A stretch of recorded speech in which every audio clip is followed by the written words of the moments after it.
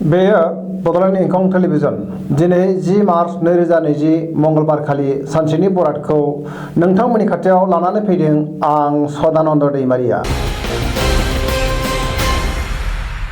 सिगां आं फरायथिनो लादों मेष राशि। दिनैनि साना मोजां आरो गाज्रिनि गेजेरजों बाबेनलांगोन। गोसोखौ गोजोननाय मोनगोन। रंजा खुसियाव थानो गोसो जागोन। रांखावरियाव मोजां होनजायो। फालांगियाव बारा मोजां नङा। मोननो गोनां धोनखौ मोननो हागोन। देहाया मोजाङै थागोन। समाजाव मान मोनगोन।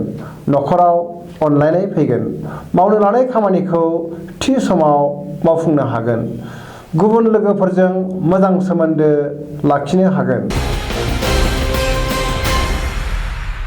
वृष राशि। दिनैनि साना जोबोर मोजां। गोसोखौ गोजोननाय मोनगोन। समाजाव मान मोनगोन। रांखावरियाव दिनै जोबोर मोजां। फालांगियाव मोजां मुलाम्फा मोननो हागोन। बहानिफ्रायबा गोबां धोन मोनगोन। देहाया मोजाङैनो थागोन। गुबुननि गोसोखौ बोनो हागोन। सेंग्रा सिख्लाफोरा गोसोनि साननायखौ फोरमायलायनो हागोन। न'खराव अनलायनाय फैगोन। गोसोनि बोलोआ बांगोन।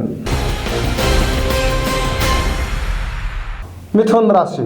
दिनैनि साना जोबोर मोजां। गोसोखौ गोजोननाय मोनगोन। साननाया जाफुंगोन। समाजाव मान सन्मान मोनगोन। गुबुननि गोसोखौ बोनो हागोन। बिमा बिफानि बोर मोनगोन। देहाया मोजाङै थागोन। गोदान सुबुंजों लोगो मोनलायगोन। मावनो लानाय खामानिखौ थि समाव मावफुंनो हागोन। बहानिफ्रायबा मोजां खौरां मोनगोन। लोगोनि हेफाजाब मोननो हागोन। रांखावरियाव जोबोर मोजां। फालांगियावबो मोजां मुलाम्फा मोननो हागोन। न'खराव अनलायनाय फैगोन। कर्कट राशि। दिनैनि साना बारा मोजां नङा। गोसोखौ गुलाय गुजाय मोनगोन।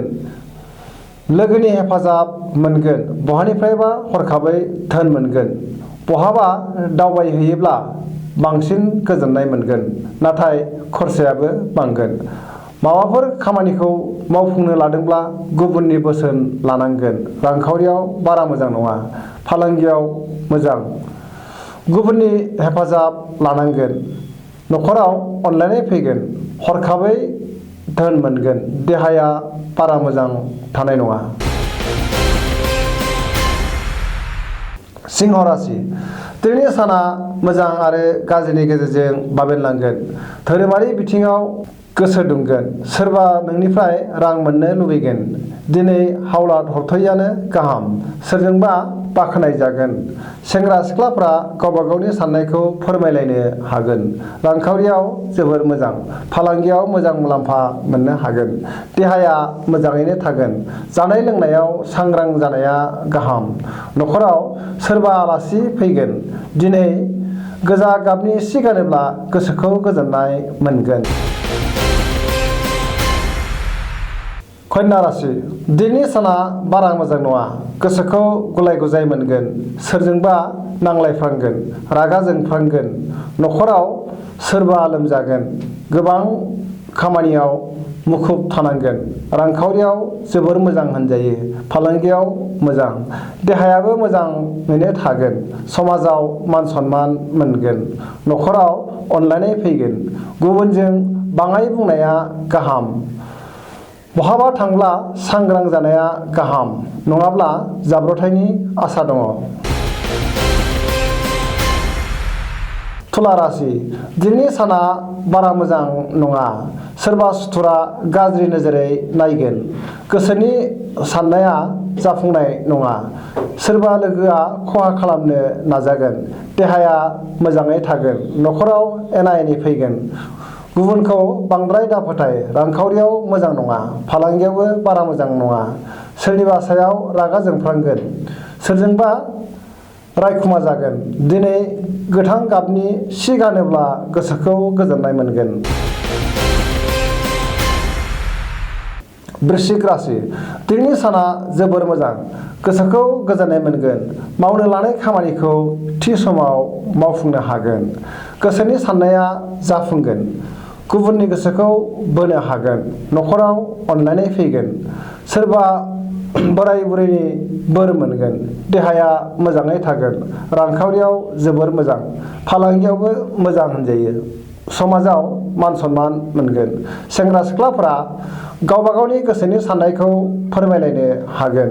बुंनाय रावफोरा दिनै मिलौगोन। दिनै गोथां गाबनि सि गानोब्ला गोसोखौ गोजोननाय मोनगोन। धनुराशि दिनैनि साना जोबोर मोजां। गोसोनि साननाया जाफुंगोन।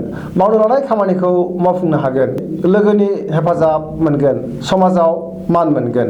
न'खराव अनलायनाय फैगोन। गोसोनि बोलोआ बांगोन। गुबुनजों बाख्नाय जागोन। देहाया मोजाङै थागोन। रांखावरियाव जोबोर मोजां। फालांगियावबो मोजां। गोमो गाबनि सि गानोब्ला गोसोखौ गोजोननाय मोनसिनगोन। मकर राशि दिनैनि साना जोबोर मोजां। गोसोनि साननाया जाफुंगोन। गोसोखौ गोजोननाय मोनगोन।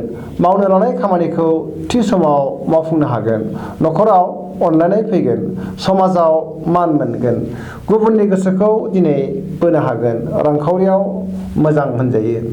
फालांगियाव मोजां मुलाम्फा मोननो हागोन। देहाया मोजाङैनो थागोन। बहाबा दावबायहैयोब्ला मुलाम्फाया बांगोन। कुम्भ राशि दिनैनि साना बारा मोजां नङा। न'खराव एना एनि फैगोन। देहाया बारा मोजां थानाय नङा। सुथुरा गाज्रि नोजोर होगोन। जानाय लोंनायाव सांग्रां जानाया गाहाम। दिनै गारि मटर सालायाब्ला गाहाम जागोन। रांखावरियाव जोबोर मोजां। फालांगियावबो मोजां। बहानिफ्रायबा गोबां धोन मोननो हागोन। गुबुननि जेंनायाव बाहागो दालाफा, नङाबा नोंहासो दाय जागोन। मीन राशि दिनैनि साना मोजां आरो गाज्रिनि गेजेरजों बाबेनलांगोन। गोसोखौ गोजोननाय मोनगोन। गोसोनि साननाया जाफुंगोन। न'खराव एना एनि फैनो हागौ। देहाया बारा मोजां थानाय नङा। रांखावरियाव खरसायाबो बांगोन। फालांगियाव मोजां। गुबुननि गोसोखौ बोनो हागोन। सेंग्रा सिख्लाफोरा गावबा गावनि गोसोनि साननायफोरखौ फोरमायलायनो हागोन। दिनैनि राशि फरायथिनाया एसेनोसै। जोबनायाव आं नोंथांमोननि खाथियाव बेखौनो खावलायनो लुबैयो, जाहाथे नोंथांमोना सानफ्रामबो जोंनि बे बड'लेण्ड इंखं टेलिभिजनखौ नायबाय थायो आरो साबस्क्राइब खालामो। लोगोसे गावबा गावनि सानसेनि बरादखौ मोनथिनानै लानो हायो। एसेनोसै, गोजोन्थों।